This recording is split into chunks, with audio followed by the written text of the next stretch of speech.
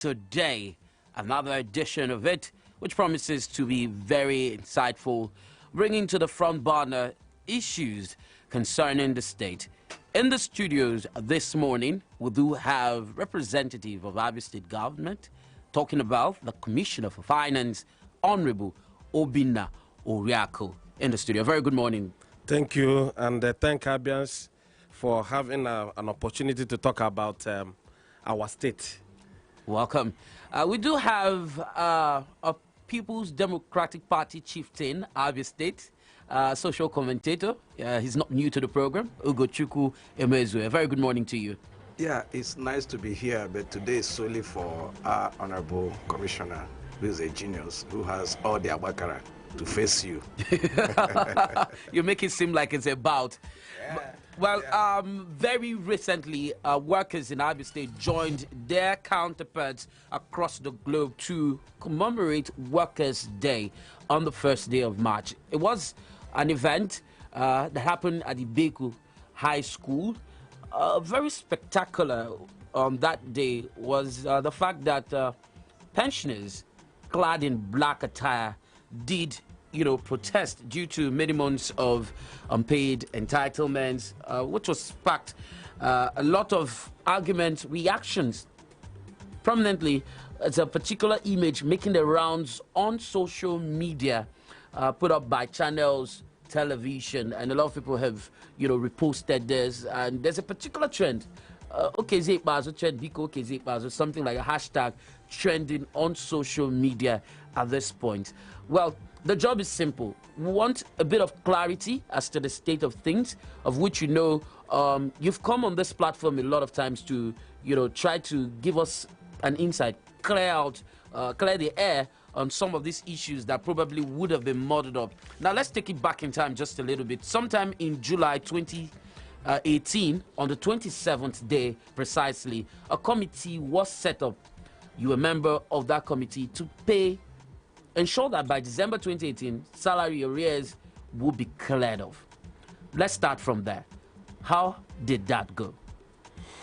Thank you. We are right that on that very day, a committee made up of people who are concerned about salaries were set up. These include the Commissioner for Local Government, Commissioner for Finance, Board of Internal Revenue, and then one or two other people. The essence was, how do we work very hard to clear their standings? And that committee was saddled with the responsibility of, as at that period, Secondary School Management Board was having a lot of outstandings. Primary school teachers were also having outstandings. And then even the local government itself, they were also having very huge outstandings. The essence of that committee is to sit down. How do we go about it? What do we need to do? How do we go about it? Now, we started work immediately, and that gave rise to clearing of that of primary school teachers. We sat down, and what was the process? The process was, look, in a month, we can pay 1.5 months. The average salary of primary school teachers is about 600 million. In a particular month, we can do 900 million. What it means is that you clear this month, then you pay half of next month. The next month, you also pay another 900 million. You clear their standard, then you pay fresh month. We did that, and we were able to sort out that primary school teachers are standing. We wanted to replicate this process in other sectors. We also started with a secondary school, but unfortunately, due to fluctuations, due to things beyond our own control as it affects our receipts from Abuja, we are not able to conclude it. But the important thing is that that particular committee did some good work in the sense that today they were able to clear primary school teachers.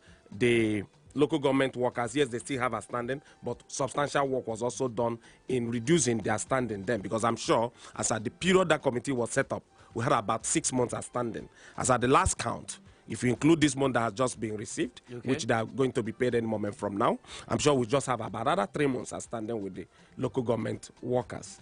So that is the work of that committee. And yes, it was not effectively concluded in the sense that 100% of those parastatals were not cleared effectively. But I'm sure a good number of them were touched. Within that same period, ASUBEB headquarters received 4 months at the same time. So there are a lot of other things we did within the period.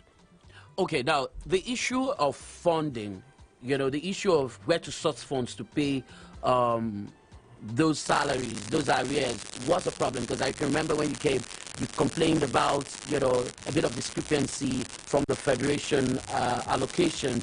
Now, have you been able to sort that out? Because back in 2018, let's also go back in time, the Abia State chapter of the Nigerian Labour Congress did say that the state needs about 25 billion to enable it clear the arrears of salary.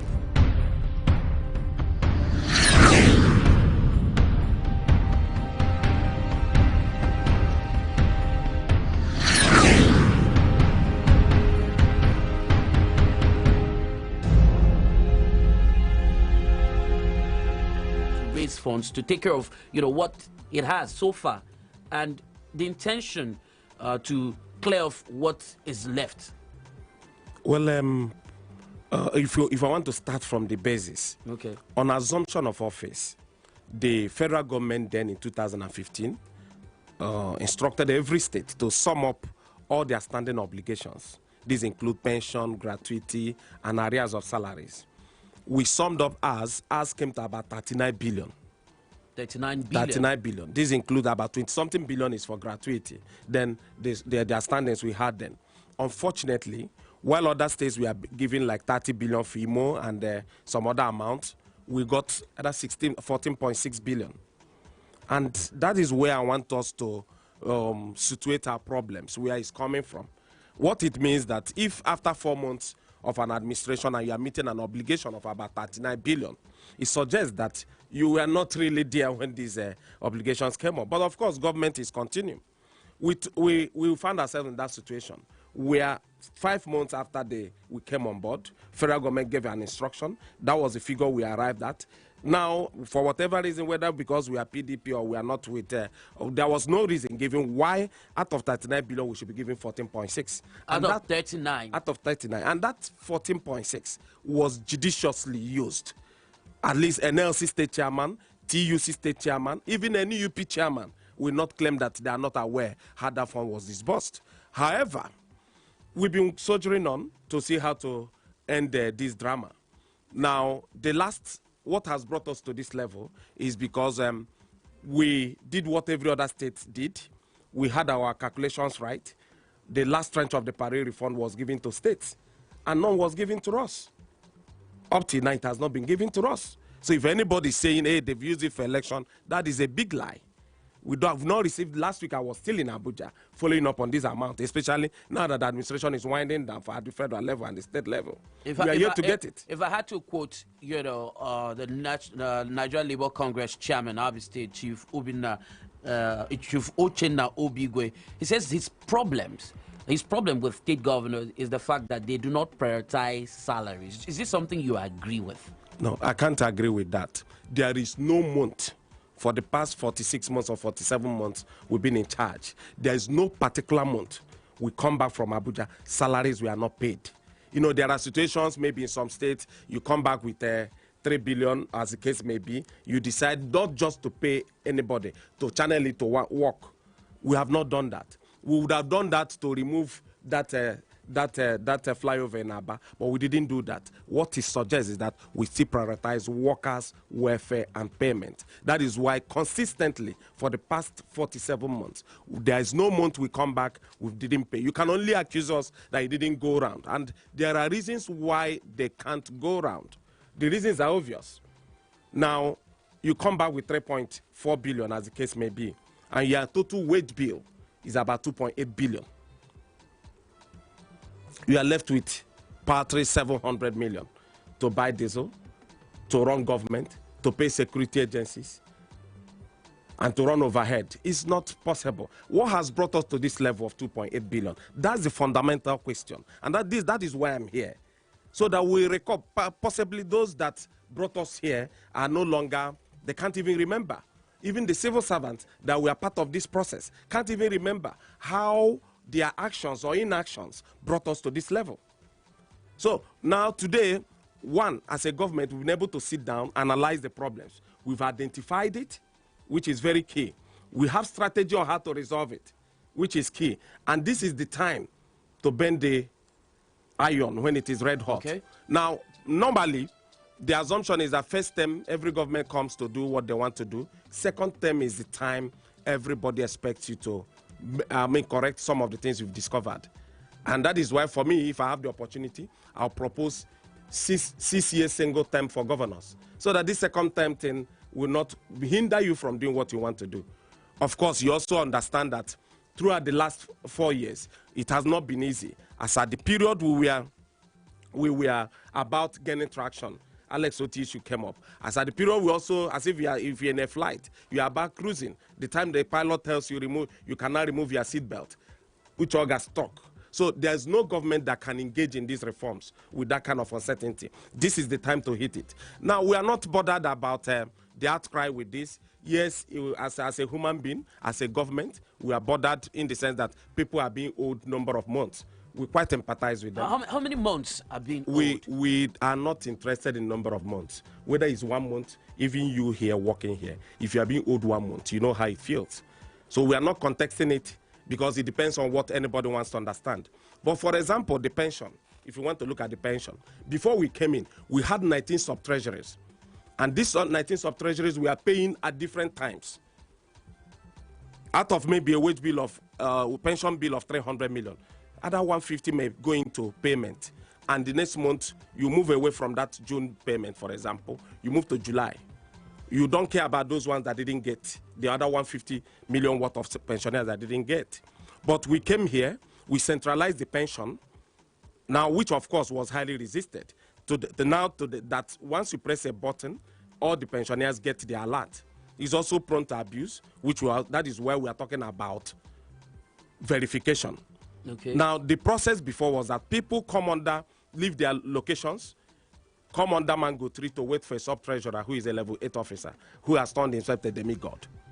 And then, of course, there was a cartel around that. If you are friendly with the guy, he'll call you on phone. Look, I get pension today. Very few people get to know about it.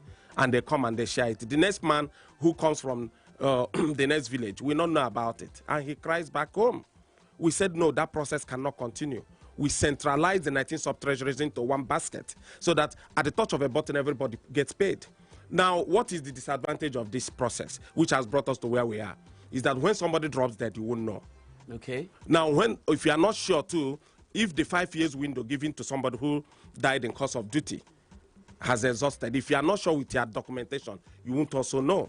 So that is why people and states that run this kind of automated payment of pension, periodically they engage in verification.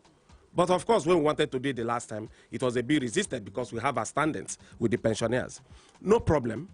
We have agreed that we are going to work very hard and pay them 2 months, at least to enable them see money to come out and then for the verification. Once we're able to do that, we want to believe that this pension wage bill will go down. Our challenge has been on the value.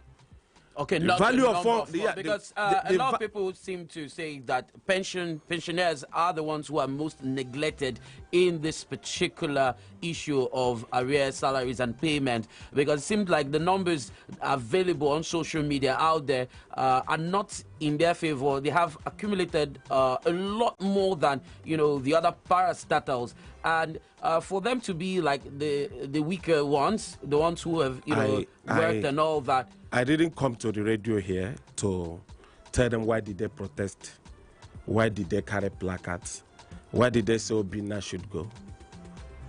They are old people, we are cultured, we are raised from the village. We know we can't even your father, when he does something, you don't just come and start running him down. So I quite empathize with our pensioners, and like the governor rightly pointed out when we spoke about it, we are going to work very hard to clear and make them happy. We regret what has brought us to this level, but then we also solicit for their support as we go into this journey, because the journey we are trying to embark on is very fundamental, and it will redefine the way pension is processed. We have a challenge here. One, we have the problem of the amount as pension. 450 million. Normally, pension anywhere should be taken for granted. It should be a fraction of your basic when you were here, when you were in service. But unfortunately, our pension has ballooned. The question is, Because the whole Southeast, we have the highest pension bill. How did we get where we are? Beautiful. That's the question, and that is what should agitate the minds of Abians. Because it doesn't matter that it's OKZ Pazo. If we are bringing in here as a governor, you still be confronted with this 45 million as pension. 450 million as pension. So that is why, if you are worried with the figure, how do you address it? And that is what we are proposing, that we want to address what led us to this level. One, we discovered that, you know, I laugh at times when people talk, because even you here, some of the things you do here may tomorrow come and hurt you. It's not when you cut a tree that it withers. The current pensioners, I want to believe that most of them were those that migrated from Imo State to Abia. Good number of them migrated. Okay. And they will agree with us that a lot has changed negatively from what the civil service used to be. Before now, they used to have a budget for those that move to director level. If it is 6 people, people are subjected to examination, promotion examination, and the 6 people passes, or 4. And those 4 people only go there. But today in Abia, is a rat race. Everybody is moving to the next level. It's not like when you are running a distant race. Everybody comes number 1. When it should have been staggered, number 1, but everybody came first. The second person will be 30th person, because that's the every other person came, the first 30 came first at the same time. It has come to hurt us, because everybody wants to live at level 16 and a PAMSEC. Of course, it has spiral effect with the pension. Unlike before, where you have people who, of course, in course of duty, you expect people also who have distinguished themselves to be promoted.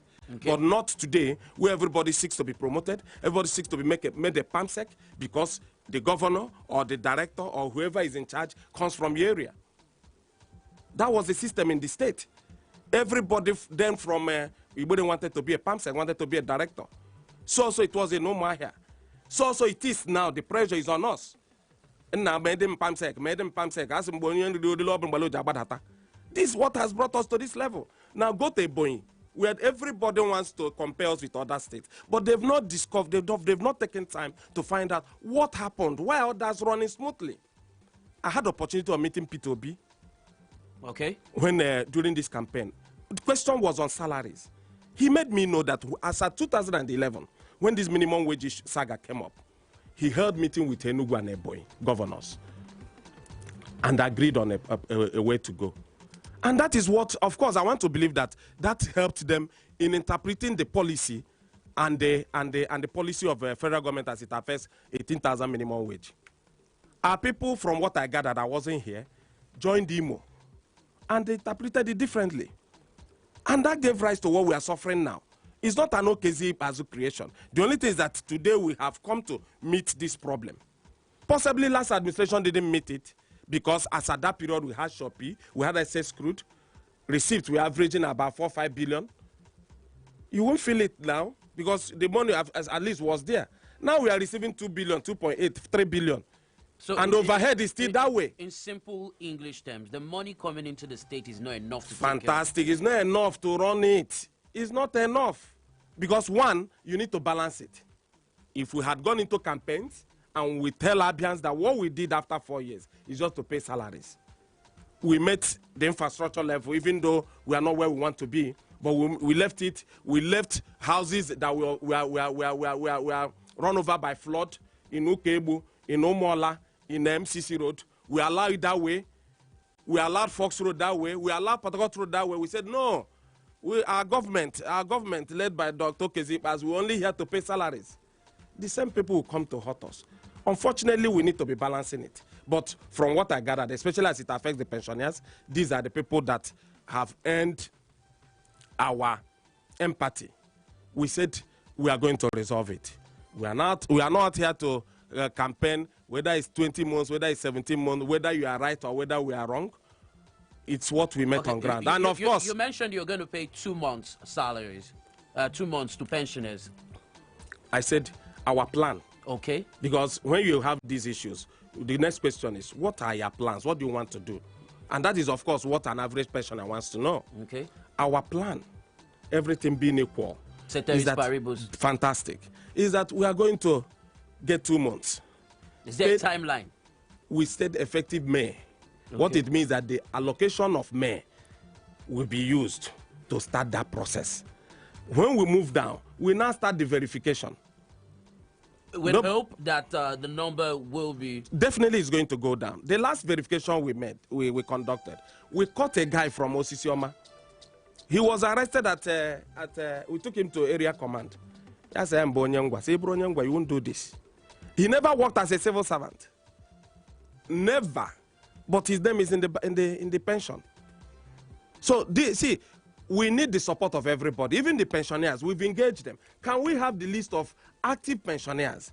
We don't have the capacity to know when somebody drops dead at Okwa West or Okwa East. It is the duty of the union to intimate us. And of course, those days, when people had respect for dead people, if your father drops dead, you formally notify your association. But in this case, the old man drops dead after enjoying pension for a long while. The family keeps quiet. And alert keeps going. Members keep quiet. Because it's cover me, I cover you. It has come to hurt.